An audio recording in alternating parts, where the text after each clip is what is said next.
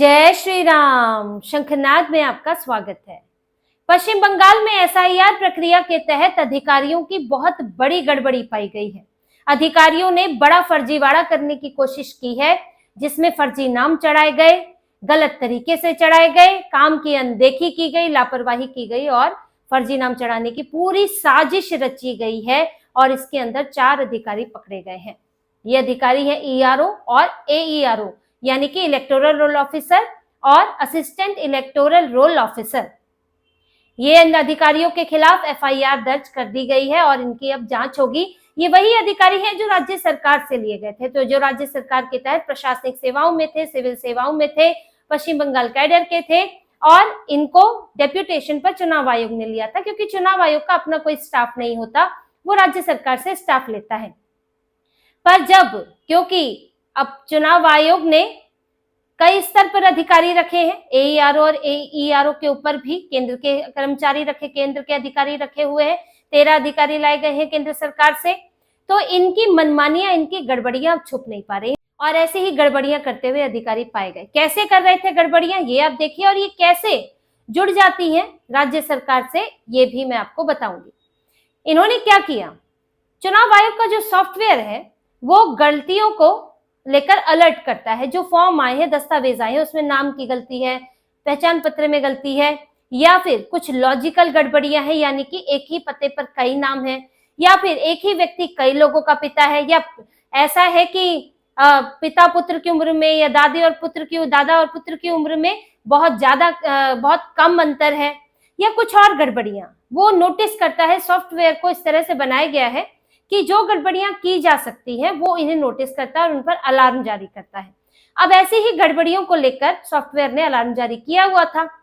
Logical गड़बड़ियां 24 लाख हैं, जिनमें कुछ अटपटा लग रहा है, जिनमें हो सकता है कि आईडी कार्ड सही हो, लेकिन आपको अजीब लग रहा है कि एक ही घर में इतने लोग कैसे रह सकते हैं, या एक ही व्यक्ति, इतने लोगों का पिता, इतने लोगों की माता कैसे हो सकते हैं। तो सॉफ्टवेयर ये भी पकड़ लेता है।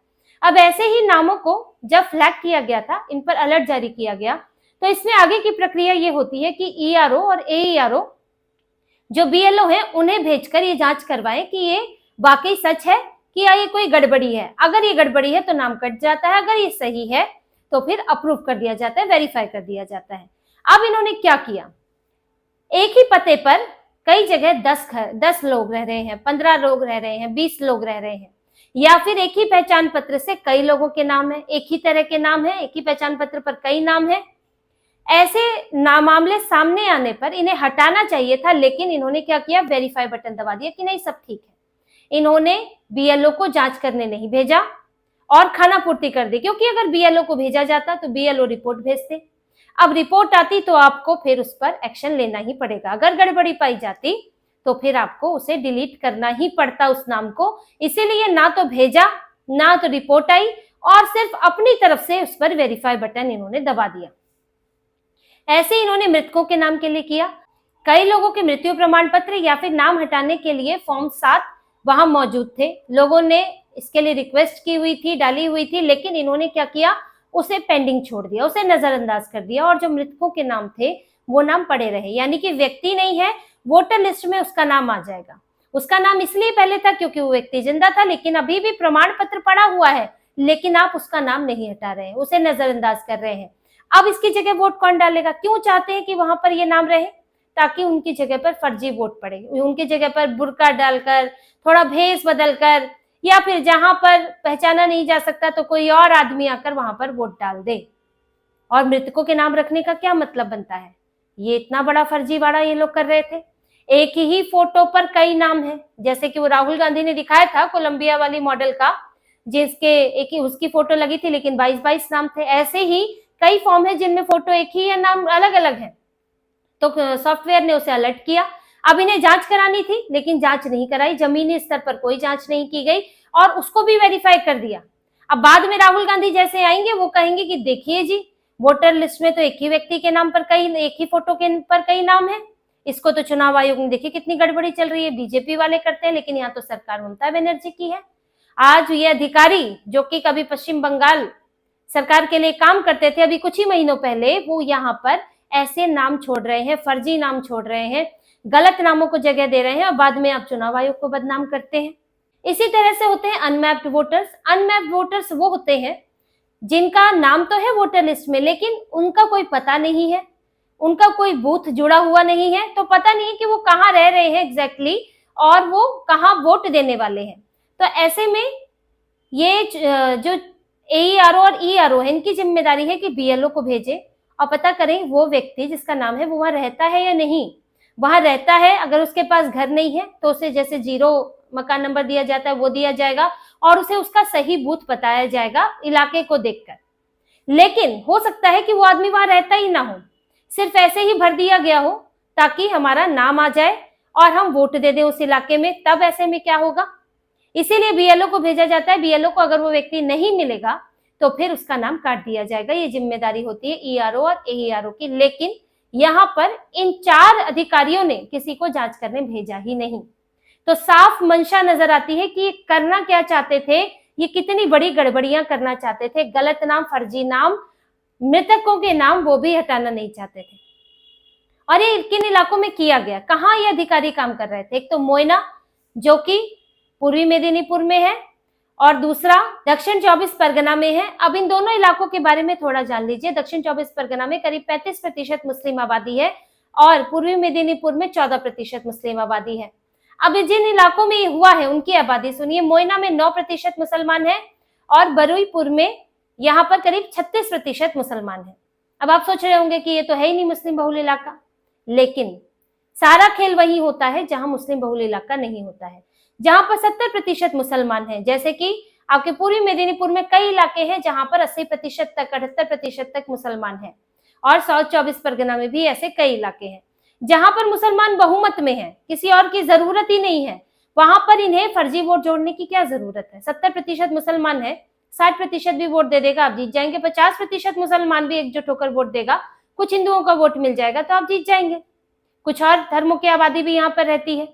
तो इनको गड़बड़ी वहां करनी होती है जहां पर हिंदू बहुल इलाका है, जहां पर जो दायरा है वो कुछ इस तरह आपका हो जाता है कि अगर हिंदू वोट भी मिल रहे हैं तो इनको पूरे के पूरे या कुछ ज्यादा ही मुसलमान वोट मिल जाएंगे तो ये जीत सकते हैं। जैसे हिंदू बटे हुए हैं तो अगर वहां पर 20% मुसलमान है, आपने उन्हें अगर बढ़ाकर 25% कर दिया वोटर लिस्ट में तो आपको फायदा हो जाएगा 25% मुसलमान, कुछ हिंदू, और आप जीत जाएंगे। उन्हीं इलाकों में मुसलमानों की संख्या बढ़ाने की कोशिश होती है जहां पर पहले से ठीक ठाक है, उन्हें बढ़ाकर और बड़ा कर दो, या तो घुसपैठिए बसाओ सीधे सीधे, या फिर अगर वो संभव नहीं हो पा रहा है तो फिर आप वोटर लिस्ट में नाम जोड़ो। और घुसपैठिए भी आप घुसाएंगे, उसमें भी आपका तुरंत तो बन नहीं जाता है, वोटर लिस्ट में नाम तुरंत तो आता नहीं है, तो उनका इस्तेमाल फर्जी वोटों के लिए होता है, मृतकों की जगह, पलायन कर चुके लोगों की जगह। तो इस बात को समझना चाहिए। मुर्शिदाबाद में कोई नकली वोटर जोड़ने का समय गया, वहां जुड़ गए, वहां इसलिए 70% हो गए, वहां पर भर दिए गए घुसपैठिए, वोटर ID बना दिए गए, उन्हें नागरिक बना दिया गया, इसलिए आबादी इतनी हो गई। अब वहां पर जरूरत नहीं है ममता बनर्जी को, जरूरत ममता बनर्जी को 14%, 15% वाले मुसलमानों वाले इलाके में है, क्योंकि वहां पर अगर हिंदू एकजुट हो जाता है तो ममता बनर्जी के लिए मुश्किल हो जाएगी। इसीलिए सारा खेल किया जाता है। यही चुनाव SIR शुरू होने से पहले हो रहा था और ये भी यही इलाका था, दक्षिण 24 परगना, उत्तर 24 परगना, जिसमें 127 फर्जी नाम जोड़े गए थे और इसके लिए यही अधिकारियों को जिम्मेदार ठहराया गया। 4 अधिकारियों को निकालने के लिए चुनाव आयोग ने कहा आप इन्हें निलंबित करें और साथ ही इन पर FIR करें, लेकिन ममता बनर्जी ने FIR नहीं की थी, निलंबित कर दिया था, FIR नहीं की थी। फिर चुनाव आयोग ने जब दबाव डाला तब जाके FIR हुई। यानी कि ये जो इलाके हैं इनके टारगेट में है, जहां पर मुस्लिम आबादी ठीक ठाक है, थोड़ा और बढ़ाएंगे तो फिर चुनाव पूरा हमारे झोली में गिर जाएगा, और ये करते रहे हैं। इसीलिए ही ममता बनर्जी के लिए कहा जाता है कि वो बहुत बड़ी संख्या में फर्जी वोटर बसा रखे हैं उनकी पार्टी ने। अधीर रंजन चौधरी आरोप लगाते हैं कि भंडार है नकली वोटों का, भंडार है फर्जी वोटों का, 40-45 लाख फर्जी वोट ममता बनर्जी ने बनवा लिए हैं। यहाँ पर आरोप ऐसे ही तो नहीं लग रहे होंगे इनके ऊपर, और जब ये सब साक्ष्य है, सामने दिख रहा है, ये अधिकारी क्या कर रहे हैं, फर्जी वोट जुड़वा रहे हैं ताकि कोई और इन पर वोट दे सके। और ये अधिकारी वही हैं जो कि ये राज्य सरकार से आए हैं, ये सीधा कनेक्शन है। ममता बनर्जी ने अपने अधिकारियों को, अभी कुछ दिनों पहले वेस्ट बंगाल सिविल सेवा के अधिकारियों को इन्होंने एक पत्र लिखा था और इन्होंने इसमें अपनी जो इन्होंने उनके लिए किया, हालांकि कहा जाता है पुलिस सर्विस के लिए ज्यादा करती हैं, लेकिन फिर भी जो उन्होंने किया वो याद दिलाया और ये भी बताया कि हमारा तो लंबे समय का साथ रहा है और हो सकता है कि आगे भी हम ही साथ रहे। यानी कि एक तरह की चेतावनी भी है, एक तरह से आगाह करना भी है कि कल को तो मेरे ही अंडर आओगे। आज आप चुनाव आयोग के लिए काम कर लीजिए, लेकिन अगर मेरे लिए नहीं किया काम तो फिर कल को तो यही आना है, फिर आप उसके लिए जिम्मेदार होंगे। और ये दिख रहा है कि किस तरह से ये जो ईआरओ और एईआरओ है ये दबाव में है या ये लालच में है, कोई तो वजह होगी। अब जांच की जा रही है, इनके ऊपर एफआईआर हुई है और इनसे पूछा जाएगा। अब यही जब इनसे ये जानकारी ली जाएगी कि क्या आपके ऊपर कोई दबाव था, आपने वेरीफाई बटन दबाया क्यों? जब तक आपने बीएलओ से जांच नहीं करा ली थी तो आपको वेरीफाई बटन दबाने के लिए किसने कहा, क्यों कहा? क्या दबाव था, कोई लालच था या कुछ मारने की भी धमकी दी गई थी, क्या था? ये अधिकारी अब यहाँ पर क्या बोलते हैं इसके ऊपर है, लेकिन ये गड़बड़ियां और हेरफेर करने में अधिकारियों के नाम, पश्चिम बंगाल के अधिकारियों के नाम आते रहे हैं।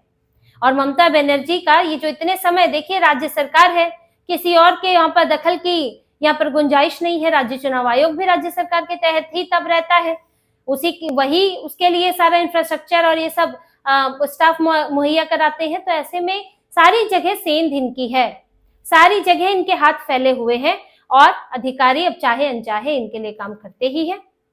अब भले ही अब सबके लिए एक ये संदेश है, 14 फरवरी को अंतिम सूची आ रही है और ये दूसरे अधिकारियों को भी देखना होगा कि वो अगर ये फर्जी नाम रहने देते हैं, अगर वो इस तरह की गड़बड़ियां कर रहे हैं तो उनका भविष्य क्या होने वाला है। लेकिन अब टीएमसी का सारा खेल सामने आ गया है, कितने सालों से हो क्या रहा है, किस तरह से फर्जी वोट बसाए जा रहे हैं। और अब जब ये लोग ये काम नहीं कर पा रहे हैं तो फिर चुनाव आयोग पर बरस रहे हैं। ममता बनर्जी चिट्ठी लिख रही है कि चुनाव आयोग एसआईआर को रोके, इससे योग्य उम्मीदवारों के नाम कट रहे हैं, इससे समस्या आ रही है, प्रक्रिया में गलती है, प्रशासनिक गलतियां हैं, कई तरह की समस्याएं निकाल रही हैं। क्योंकि हर एसआईआर के बीतते दिन के साथ ममता बनर्जी का ये जो पूरा वोटों का भंडार था ये खाली होता जा रहा है और यही बात ममता बनर्जी के लिए परेशानी बनी हुई है।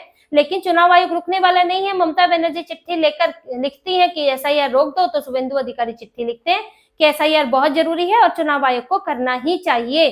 तो ममता बनर्जी का दाव भी फेल हो जाता है, चुनाव आयोग वैसे भी नहीं रुकेगा और ये जो 24 लाख नामों में गड़बड़ियां हैं इनमें से कई नाम तो ऐसे ही हटने वाले हैं। और साथ ही हो सकता है कि कुछ और अधिकारी भी नप जाएं, क्योंकि यहाँ अब जो जांच है वो और कड़ी हो जाएगी और ज्यादा गहनता से देखा जाएगा, खासतौर से इस इलाके में जो कि बॉर्डर से लगता है, क्योंकि सबसे बड़ी गड़बड़ियां होने की आशंका वहीं पर है।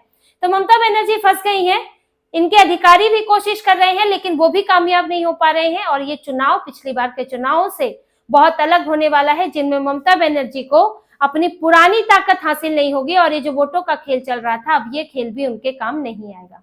तो इसी तरह की और खबरें और विश्लेषण आपके लिए लाते रहेंगे। हमसे जुड़े रहिए, सब्सक्राइब कीजिए, कमेंट कीजिए।